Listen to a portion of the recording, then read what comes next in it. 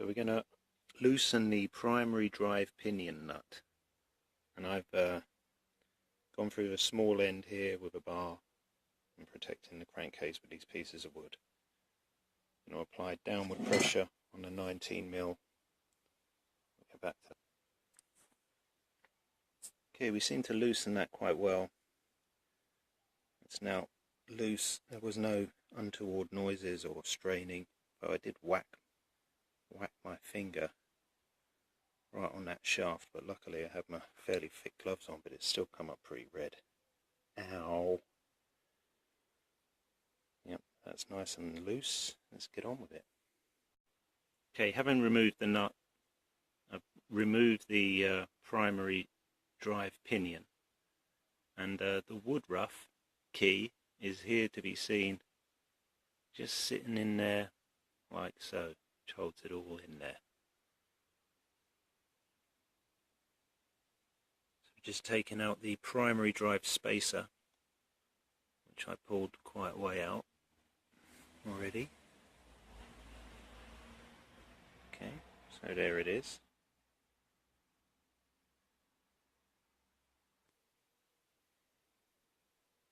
Okay, and here's what the engine looks like with the primary drive pinion removed and the clutch basket mechanism removed. I guess that leaves the Kickstarter last, but we'll find out. We're going to remove this kickstart mechanism, so I'm going to use a pair of pliers to unhook this, and then this is going to cause a bit of reaction with the spring, which I'm going to restrain, and then just make sure that that loop thing, which is marked up there, is the bit to remember.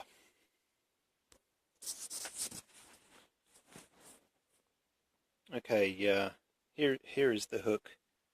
Just unhooked it with a pair of pliers and followed it round, and now this should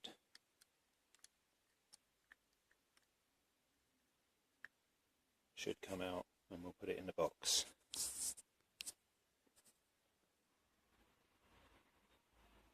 Here's the motor with the kickstart taken out, clutch taken out, the primary pinion taken out, so you can see some sludge down the bottom there. Okay, next is the kickstart idler, and I'm going to remove this circlip and the washer underneath and the pinion. Here is the kickstart idler with the circlip, which was a little bit bent, and the washer and the gear itself. That's where it goes on the shaft with a little white mark. And this is the correct rotation with the recess showing. Make that circlip a bit tricky to get out. I'm going to put it in the box with the kickstart motor. Okay, this next bit, the gear selector mechanism, which is all this. We have to remove this circlip. Okay, and then we take it, the selector arm from the drum just comes down by pulling that lever down. It's on a spring. Now I don't know whether it just lifts off then, or we might have to undo this and lift it off. But it should be quite simple. Yeah, that circlip from the selector arm, which was there. It was rather an awkward affair with a couple of screwdrivers. So getting that on might be a pain. Okay, we're lifting the selector arm off. Just watch the position of this spring. This little peg spring type thing has to be over the arm. Sometimes it might, otherwise it won't spring. So sometimes it slips off. But it's lifting off okay so far. Okay, here's what it looks like with the selector arm removed, which went on here. Now this is a rather interesting little guy. He's a bit loose, and he sets the height of the selector arm, and there's the drum. Now all it took was the removal of the circlip, and then the whole thing just lifted off, and here it is. Remember the spring there, and that's going to go for a clean, I think. Okay, where it says remove the stepped spacer from the shaft arm, I mean, the circlip actually came off this, but this here is the step spacer. And it's a little fella like that with a step.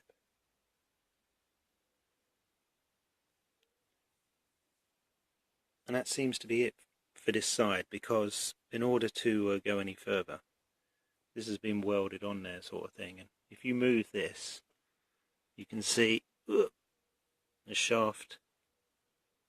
The shaft there should be seen moving. And we've got to take that off. So in order to get there, we've got to flip this thing over and take the left-hand cover off, which wasn't in the manual.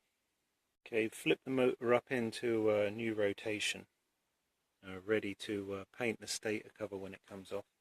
This is the piece that's going to be replaced by the freshly painted piece, which is going to be exciting. So we'll have to clean that up, ready to go. And this is the shaft, the selector shaft from the other side. I think we'll be back for that.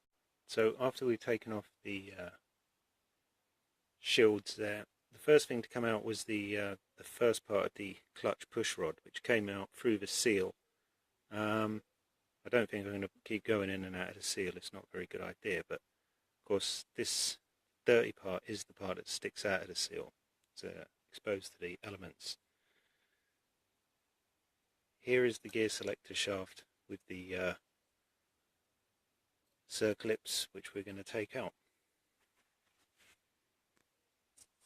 Okay, here is the first of the gear shaft circlips, followed by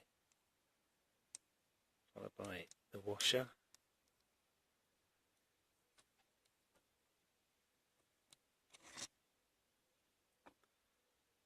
There is the seal.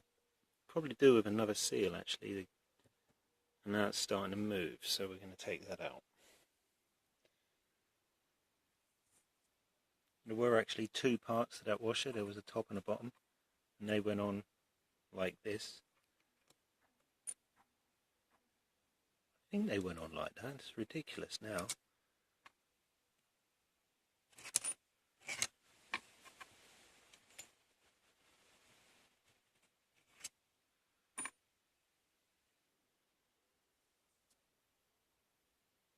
So I'm just pulling the entire gear shaft out through this side, you know, and it came from where it was sticking out, and it's just come in now.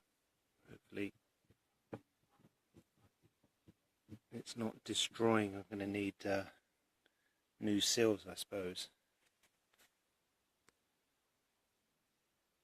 So here is the entire gear selector shaft that's come out, and we was looking at replacing this part anyway, because I didn't like the way the splines had worn, and the some of the gear selector shafts were just slipping. The gear selector levers were just slipping on this shaft. So I'm going to have a look at getting a new one of these. Here's the oil seal. I'll probably need a new oil seal, and I may as well get a clutch oil seal. I was looking at the stator, and it looks like someone might have tried to balance this at one point, because there's some holes drilled out this side. And you know, maybe that's the sort of positioning or something. We'll have to bear it in mind.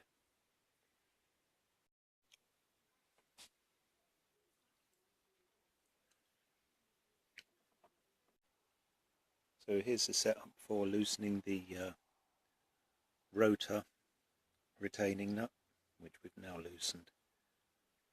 And so behind this should be a spring washer and a washer. Okay, let's get that into a better position. Okay, we took the rotor retaining nut off. It goes that way up. And underneath that was this washer. Couldn't see anything else in there, so we've put in the 27mm puller with a left-hand thread. Top one's a 17. This is a bit bigger, and we're going to try and pull it. Okay, the rotor came off quite nicely, and all we've got to do now is remove the tool.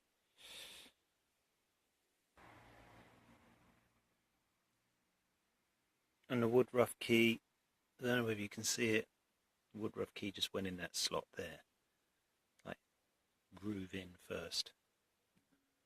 It comes out like that. Okay, this is what the motor looks like with the stator plate removed. Now what I've done is left a mark here which corresponds to a mark on the stator. That's for the position of that. Neutral light switch just unscrewed, and the wires just unwired quite easily. Now the next thing is to break off these engine case nuts, for which I've made a template so that I can use the same ones. Now some of these are going to look a bit tricky. This one, this one, this one, this one. These screw heads, these could be a bit tricky. So anyway, here we're going along. We've slackened that one, we've slackened this one, we've slackened this one.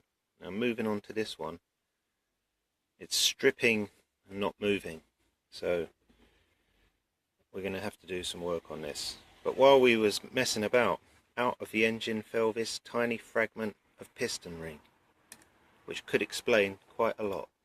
Each of the screws holding the crankcases together that I've slackened, I've marked with a piece of masking tape, and the last one is another one of these Phillips head bolts, which I've had to use the Dremel tool to cut a new cross in, which I had to do on a couple of the others, and then use a punch to try and you know, tap it round a little bit, and then maybe use an impact driver to with a slot head bit to try and slacken off.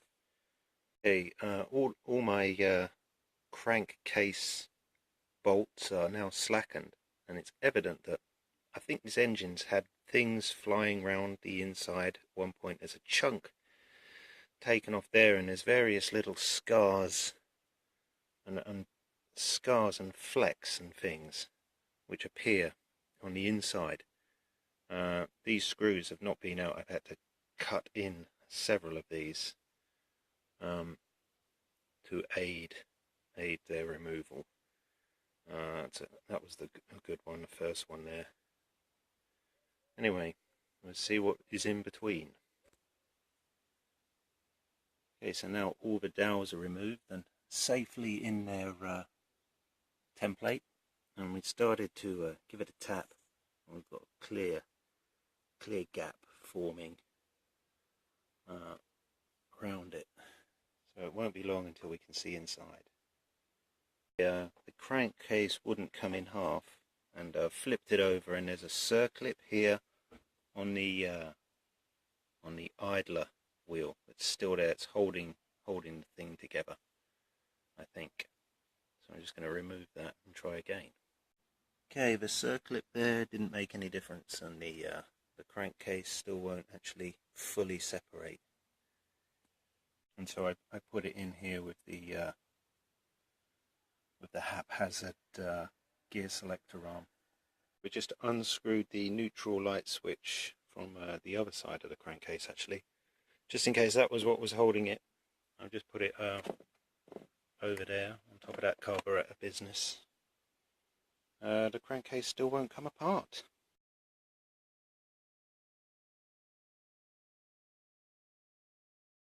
I just want to say a few words before I use my new tool that I have here. You know, I've got quite a gap. I've checked and checked again to see that there's no bolts holding this thing in, so I think I'm safe to use the tool.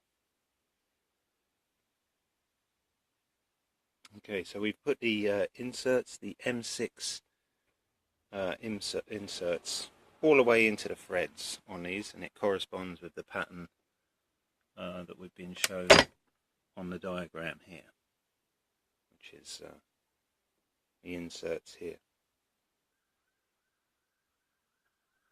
Okay, I've got the crank splitter tool in place, and really just going to gently do this up and see how it goes.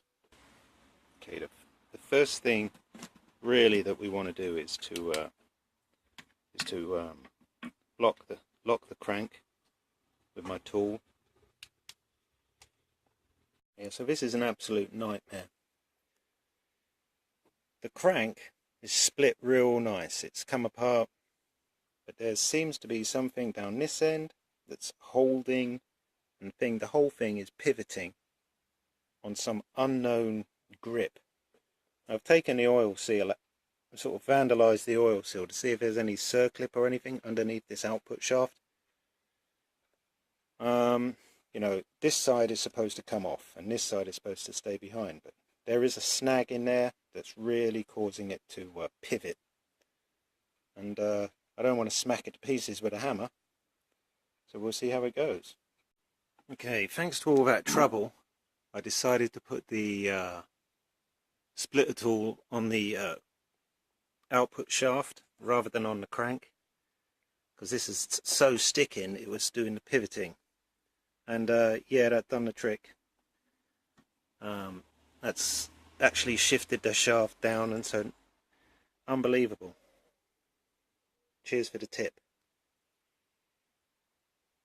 Okay, I'm going to have to put the crankshaft splitter tool back on the crankshaft because it's just still tight. But as you can see, that output shaft was the thing that was sticking. It wasn't another nut or a secret circlip. It was just a bit of a hassle. Okay, that was a little rough. Okay, so here are my main end bearings, and here is the crankshaft. It's wobbling around quite a lot in there, so just pull it out, and there's the other set of main end bearings. And I don't know whether they've blown or not, or melted or whatever the fucking thing it is that main end bearings do. I'm not sure whether they've done it. I've got to find a place for this now without doing it any more damage. So I just levered out the output shaft oil seal to reveal the bearings underneath, as per the exploded diagram. So the reason it was not coming through isn't clear, but it was probably, you know, whatever. Okay, I just used a screwdriver from the back to knock out the main bearing oil seal, and there is a gouge in there, and the interesting thing is it kind of corresponds to this gouge out of the engine. And if you look, if I was to take a screwdriver and put the screwdriver in the hole of the gouge, it would kind of like match up to something forcing the old oil seal out. Now that wasn't me, and you can tell that because of the ancient state of the injuries, but I mean there's definitely some weird shenanigans here. So I'm going to take out this main end bearing. I'm going to surround this in boiling water and punch that through with a socket and a hammer. Okay, I tapped out the main end bearings after heating this with some boiling water. It took a few moments. Now the output shaft bearing is the next to go. It's really quite rough in there, so I'm going to heat this outside with boiling water and tap that through with a socket. Okay, so now the output shaft bearings are tapped through. This D10 plunger is all burned up, but actually it's all right from the other side. It still works all right. And the spring, kind of spring loaded, it's okay. It's all airtight, oil tight too. And it just leaves the clutch push rod oil seal and the gear selector oil seal, and then that'll be done.